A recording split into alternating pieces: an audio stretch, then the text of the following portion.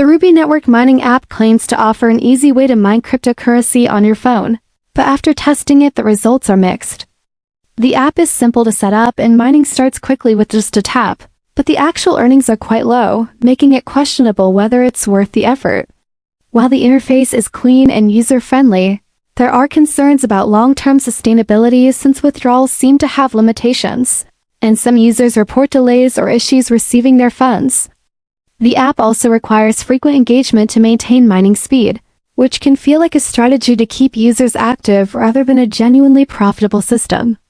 Additionally, there's no clear information on how the mined coins gain real value, leaving doubts about whether this will ever turn into something substantial.